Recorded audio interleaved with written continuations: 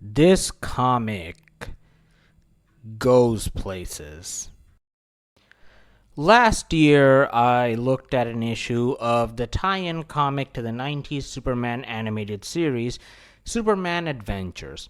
Specifically, an issue written by a Superman aficionado and kinda crazy, but in a good way, writer Mark Millar. Even more specifically, an issue where Batman makes a guest appearance. I did promise that I would look at the other issues in that volume, and while it may have taken a bit, almost a year and a half, but here we are again. So let's dive into issue 33 of Superman Adventures and find out who's threatening to unmask, or is it de-glass, Superman.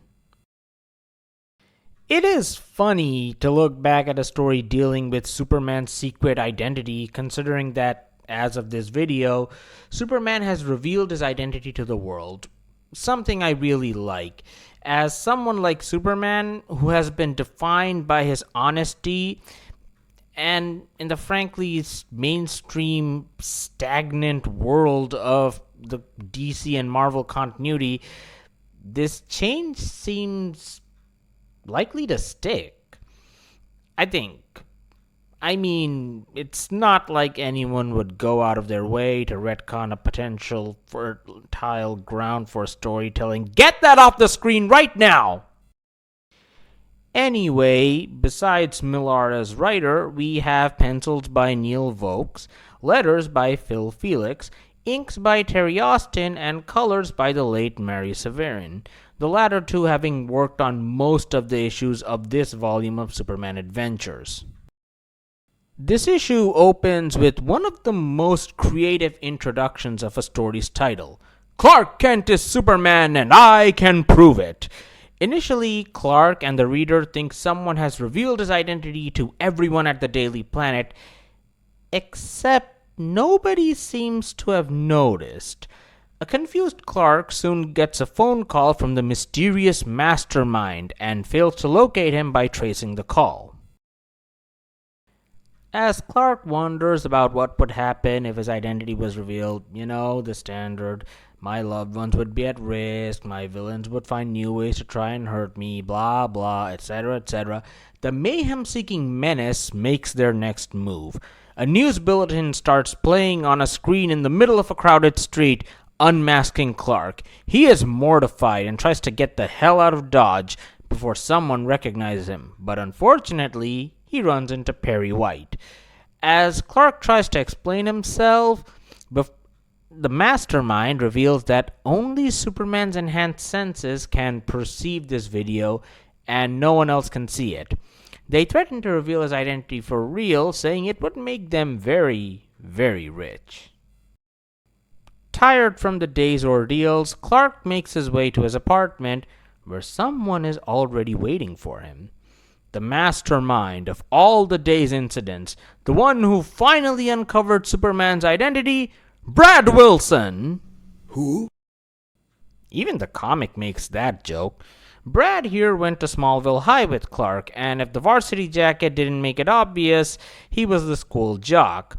However, he's not doing so well right now, ending up at a dead-end job as well as having spent some time behind bars.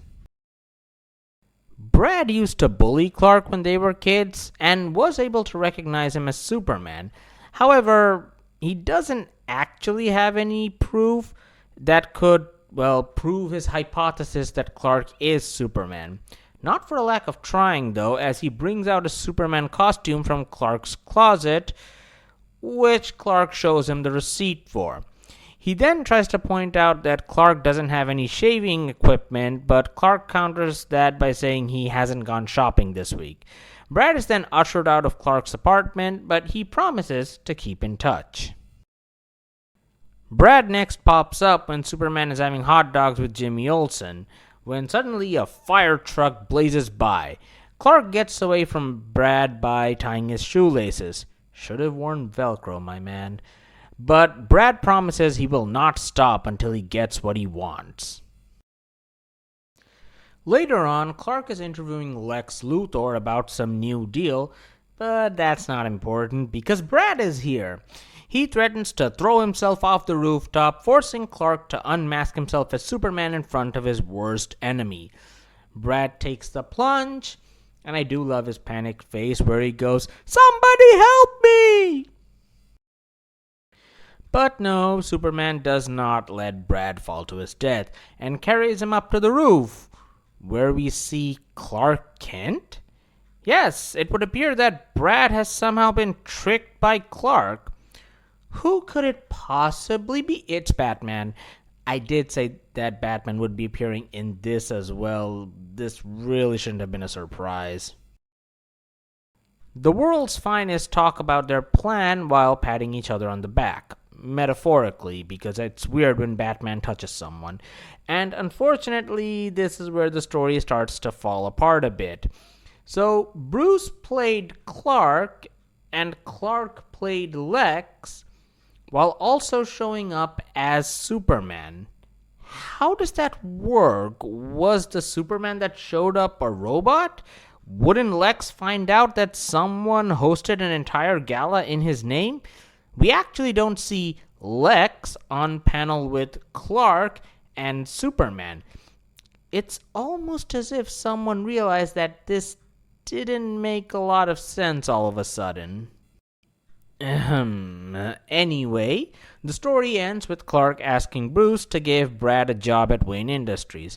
The final page is actually kind of sweet, with Brad apologizing and appearing clean-shaven and ready for his new job. This whole stuff is kind of undercut by the fact that Brad was actually right and was essentially deceived. And really, in a world where conspiracy theories tend to derail real-world discourse, this ending might be a little hard to accept for a modern reader. However, I kind of like the ending, as Brad didn't really feel like the sort of person who would have stopped otherwise, judging from his reaction after being saved. And after being proven wrong, he seems to make an effort to get his life in order. It's not perfect, but its heart in the right place. And boy, oh boy, isn't that the perfect way to sum up this story. Compared to the last one, there are several glaring plot holes. How did Brad hack a public screen with a broadcast that only Superman could see without anyone finding out? Did nobody inform Lex about an event he was supposedly present at? Honestly, the plan would have been just fine if they didn't have Clark impersonate Lex, so the addition of that detail really throws me off. However, Mark Millar is quite the master at writing Superman, and his streak remains unbroken with this issue. The fact that Clark actually got Brad a job at the end shows that he realized Brad deserved a second chance and was more than happy to help his former bully. Brad as a one-off antagonist is quite memorable, if not necessarily unique, and he does leave quite the impression. Batman sadly continues to remain a mostly off-screen presence in these issues, though it's probably a step up from being tied up by the Mad Hatter. So, I'd like to end this video with a question if you watched this far. If Brad Wilson was currently in the main canon DCU, how would he take the reveal that Superman was in fact Clark Kent? I would like to think that he would have understood where Clark was coming from and why he tricked him, but my understanding of human nature and my own pessimism and what we've seen in this issue more likely suggests that he'd regret hard. Tell me what you think in the comments below.